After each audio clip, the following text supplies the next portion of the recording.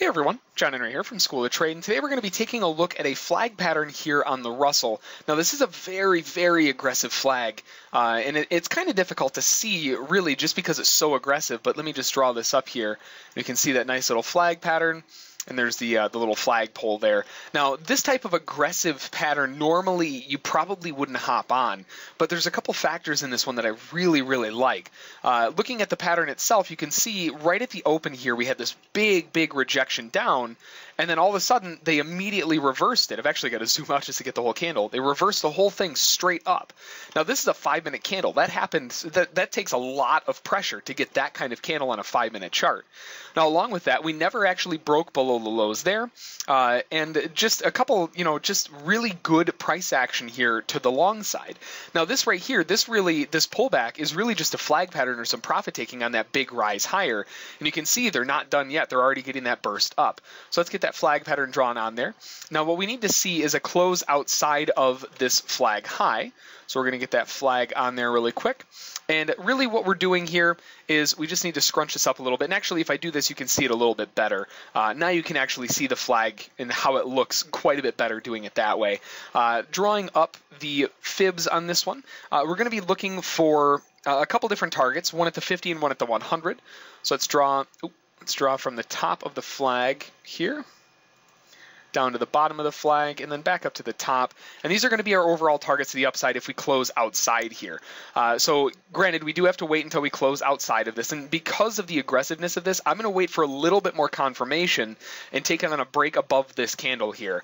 Now, that's kind of a double confirmation and not really necessary. But at the same time, because of the size of these candles and the size of this pullback and how steep that pullback is, I just want to be a little bit more cautious. So candle finishes in 3, 2, 1. There we go. So we'll place our buy stop there. We're actually going to adjust that to 2 contracts. And we did close outside, which is a very important aspect of the flag pattern. So we closed outside there. And now we're just looking to get long. We actually had a small little gap there. So that even gives us more emphasis to the upside. There's quite a bit of strength here. Stop is going to go below low here at 11.11. So we'll place our sell stops there. And first target's going to go at 1118.3. We'll go a couple ticks ahead of it at 1118. And then the final target's going to be at 1120.6. We'll go a couple ticks ahead of that one as well at 1120.3. Now, overall, this gives our trade from our entry to our stop 37 ticks of risk on 2 contracts. So we need to make sure that this first target here is close to that. It's 33. It's not quite 1-to-1, but it's not bad. If we do get that one filled, the next target, though, is all the way up to 56 ticks. So we've got quite a bit of room to the upside when it comes to that next target there.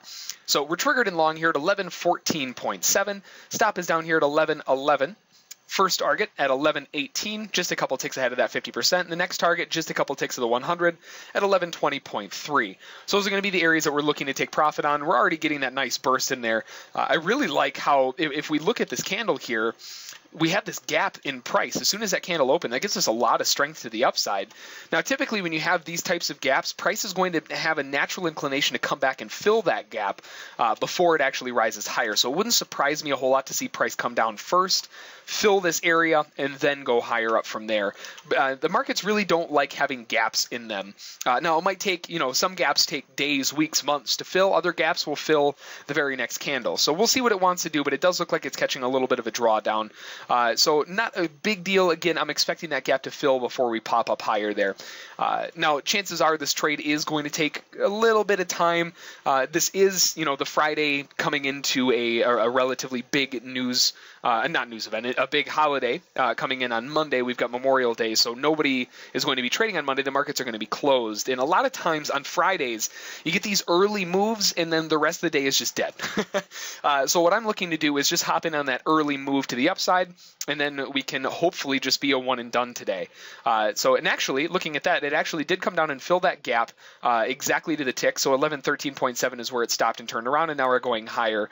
I like how that bounced exactly off that gap. That looks good. So to the upside, it's still looking relatively strong. We did break outside of the flag.